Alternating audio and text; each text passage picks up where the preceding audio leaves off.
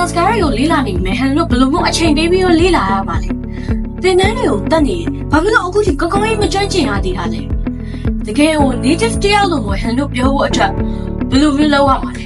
ဆိုတော့ဟဲ့လား Euro အကောင့်လုံး advice ရှိပါတယ်ဆိုတော့ဒီဗီဒီယိုလေးကိုအဆုံးထိကြည့်ပြီးသွားလို့ရှိရင်လည်း Euro အကောင့်လုံး motivation ရမယ်လို့ Helen ယုံကြည်ပါတယ်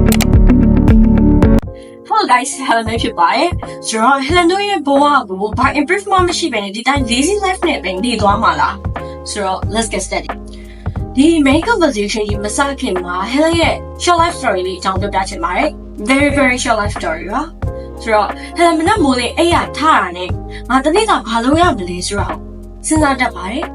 ဟုတ်ပါတယ်တကယ်ဘဝအောင်မြင်တဲ့ဖြစ်တဲ့လူတွေအကုန်လုံးကသူတို့တနေ့ကမှငါဘာလုပ်ရမလဲဆိုတော့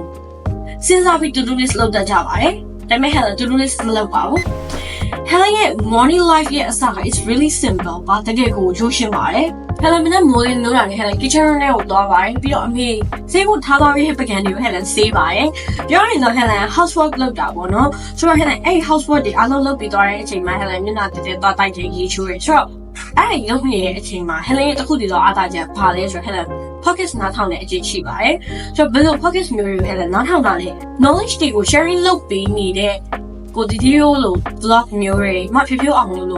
တော့အခြားသောအောင်မြင်နေတဲ့သူတွေရဲ့ podcast တွေကိုလည်း Helen နားထောင်ပြပါတယ်ဆိုတော့ပြီးတော့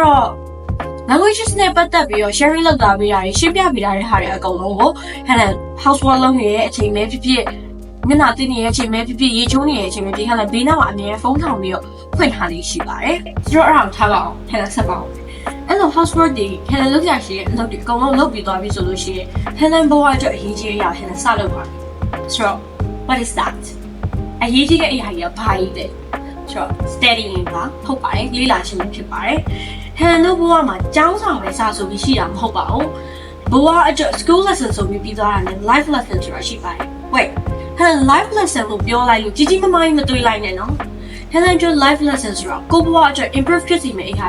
တွေလေ့လာခြင်း Helen life lesson အဖြစ်သတ်မှတ်ထားပါတယ် Helen ဒီလိုမျိုး content တစ်ပုဒ်ရဖို့အတွက်ကို Helen လေ့လာရတယ် Helen တို့ life lesson ပါပဲဆိုတော့ဒီလိုမျိုး content ကောင်တစ်ပုဒ်ရဖို့ Helen script ကိုထိုင်စဉ်းစားပြီးရေးရတာလေအချိန်ပေးရတာပေါ့နော်ဒီလို script ကောင်တစ်ပုဒ်ရေးရဖို့ဆိုတော့ Helen အများကြီးလေ့လာခဲ့ရပါသေးတယ်ဒါပေမဲ့ Helen ရဲ့လေ့လာမှုကအခုထိမပြီးဆုံးသေးဘူးပေါ့နော်ပြောရရင်တော့ Helen ဒီအထက်တန်းပြီးရော2ပတ်3ပတ်လောက်ကြာမှ Helen ရဲ့လေ့လာခြင်းတွေကိုပြန်လည်စတင်ခဲ့တာပါဆိုတော့ Helen ဘယ်လိုရမျိုးတွေလေ့လာခဲ့လဲဒီလိုမျိုး content တစ်ပုဒ်ရဖို့ကိုလည်း Helen အထက်တန်းပြီးမှစပြီးလေ့လာခဲ့တာပါပြီးတော့ပြောရရင်တော့ languages အနေနဲ့ပြောရရင်တော့ Helen English နဲ့ Korean ကိုပြန်ပြီးတော့လေ့လာပြတာပေါ့နော်ပြောရရင်တော့ Helen English မှာမဟုတ်ပါဘူးဒီ languages တွေအကုန်လုံးကို Helen လွန်ခဲ့တော့3-4နှစ်လောက်တည်းက Helen studying လုပ်ပြတယ်ပေါ့နော်ဒါပေမဲ့အဓိကကတော့ English ကို Helen 3-4နှစ်လောက်လုပ်ပြတယ် Korean ကိုတော့ Helen 1နှစ်လောက်ပဲရှိအောင်ပါပေါ့နော် studying လုပ်ပြတာဆိုတော့ Helen English အနေနဲ့စပြောပါပေါ့နော် Helen English ကိုမူလရန်တင်ယူကနေပြီးတော့အလယ်လောက်ထိကိုlearning လုပ်ခဲ့ရတာပေါ့နော်အထက်တန်းမှာ learning လုပ်ခဲ့ရအောင်ဆိုတော့လုပ်ခဲ့ရတယ်ဒါပေမဲ့မူလရန်ကနေအလယ်တန်းလောက်ထိကို Helen English ကို learning လုပ်ခဲ့ပေမဲ့ Helen English နဲ့ပတ်သက်ပြီးတိတိကျကျတိဝင်ယူ Helen မသိပါဘူးဆိုတော့ Helen အလယ်ရန်ပြီးတော့အထက်တန်းတစ်နှစ်လောက်တက်လိုက်ပြီးရဲ့အထက်တန်းတစ်နှစ်လောက်တက်ပြီးသွားတော့ Hello ဒီတစ်ခါမှလုံးမှာ COVID ဖြစ်ကြတာပေါ့နော်ဆိုတော့အဲ့မှာအိမ်ပြင်နေလည်းမထွက်ရဘူးဘာညာဆိုတော့ဒီတစ်ခါမှလုံးမှာ Zoom meeting တို့ online class တို့ဆိုတာfriend ဖြစ်လာတယ်ကွာဆိုတော့အဲ့အချိန်မှာ online class ကိုစပြီး join နေတယ်ဖြစ်ချင်တော့ online class မှာ join တော့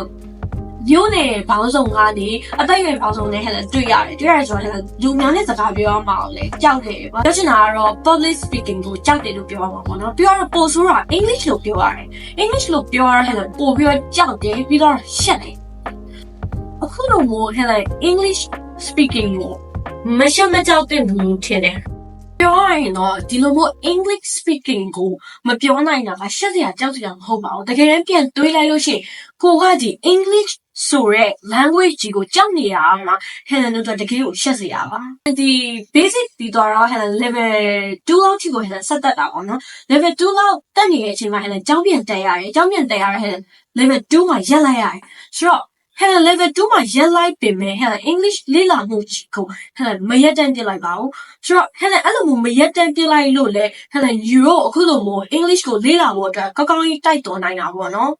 ယူရိုဒီလိုမျိုးကောက်တိုက်တွန်းတယ်လို့ပြောပေမဲ့ Helen ရဲ့ speaking skill က native လောက်တော့မဟုတ်ပေမဲ့ just a level တစ်ခုလောက်ထိ Helen ကောင်းပြောနိုင်ပါတယ် native လောက်ထိမဟုတ်ပါဘူး Helen level တစ်ခုလောက်ထိကိုကောင်းပြောနိုင်ပါတယ်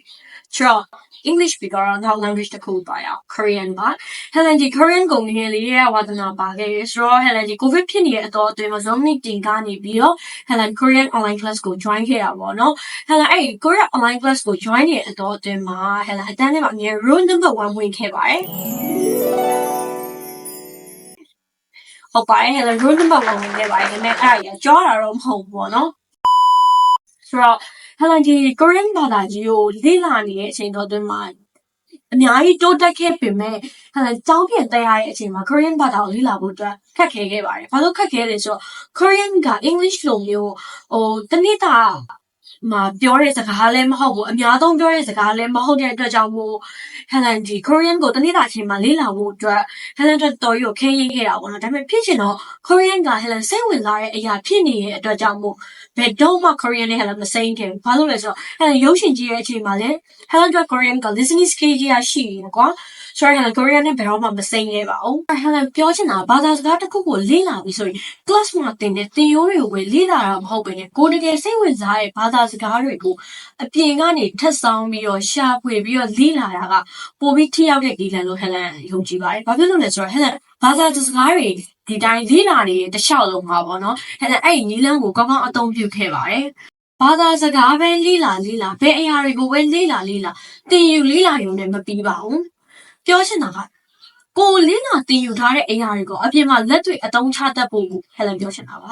ဆိုတော့ကိုကဒီအရာကြီးကိုလေ့လာသင်ယူပြီးတော့လက်တွေ့မှာအသုံးမချတတ်လို့ရှိရင်အရာအလုံးကအလန့်ကားပါပဲဆိုတော့လူတိုင်းကဘယ်အရာကိုပဲလေ့လာပြီးဒီအရာ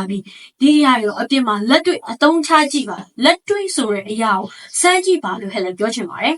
ဆိုတော့ Helen နောက်တစ်ခုပြောချင်တာဘာသာစကားတစ်ခုလေ့လာဖို့ဆိုရင်အချိန်တစ်ခုပေးရပါတယ်ဘယ်တော့မှအချိန်ခဏလေးနဲ့ကိုယ့်ရဲ့တိုးတက်မှုကဘယ်လိုမှပြောင်းလဲလာမှာမဟုတ်ပါဘူးဆိုတော့ Helen တို့တွေဘာသာစကားတစ်ခုကိုလေ့လာပြီးတခြားသောအသစ်တစ်ခုကိုလေ့လာပြီးဆိုလို့ရှိရင် Helen တို့အချိန်တစ်ခုပေးပြီးတော့အဲ့အရာကို focus ထားပြီးတော့ကောင်းလေ့လာနိုင်မယ်ဆိုရင် Helen တို့ရဲ့ဘာသာစကားပဲဖြစ်တခြားသောအသစ်အရာတွေကိုလေ့လာရဖြစ် Helen တို့ level တစ်ခုလောက်ထိကိုကောင်းကြီးတိုးတက်လာမယ်လို့ Helen ယုံကြည်ပါတယ်ဆိုတော့နောက်ဆုံးအနေနဲ့ Helen လူငယ်တွေအတွက် message လေးတစ်ခုပေးချင်ပါတယ်ပြောချင်တာတော့ဘာသာစကားလေ့လာရဲဆိုတာကကြောက်စရာတစ်ခုအဖြစ်မသတ်မှတ်စေချင်ပါဘူး Helen လည်းဒီလိုဘာသာစကားကိုစချင်းလေ့လာတဲ့အခါမှာ Helen လည်းဒီလိုကြောက်လန့်မှုတွေကိုဖြစ်ခဲ့တာပဲဒါပေမဲ့အဲ့ဒီကြောက်လန့်မှုက Helen တို့ဘဝတိုးတက်မှုအတွက်အသားအစီတစ်ခုဖြစ်တဲ့ Helen မရှိစေချင်ပါအောင်မြင်တဲ့သူတွေကဘဝအတွက်အသစ်တွေကိုလေ့လာကြပါတယ်ဆိုတော့ Helen ပြောချင်တာလေ့လာမှုတွေကဘယ်တော့မှမကုန်ခန်းသွားနိုင်ပါဘူးဆိုတော့ Helen နဲ့အတူတူဘာသာစကားအသစ်တွေဒါမှမဟုတ်အခြားသောအရာအသစ်တွေကိုအချိန်တစ်ခုပေးပြီးလေ့လာနိုင်မယ်ဆိုရင်ဖြစ်အားလုံးတိုးတက်မှုတွေရှိလာပါလိမ့်မယ်ဆိုတော့ Helen နဲ့အတူတူဒီနေ့ကစပြီးတော့အဲ့တိုးတက်မှုတွေဖြစ်လာအောင်လို့စတင်လိုက်ရအောင်ဆိုတော့ဒီဗီဒီယိုလေးကိုကြည့်ရှင်အဖြစ်အားလုံးအကျိုးရှိမယ်လို့ Helen ယုံကြည်ပါတယ်ဆိုတော့အခုလိုမျိုးအဆုံးထိကြည့်ပြီးတဲ့အတွက်ကြောင့်လည်းအားလုံးကျေးဇူးတင်ပါတယ်ရှင်ဘိုင်ဘိုင်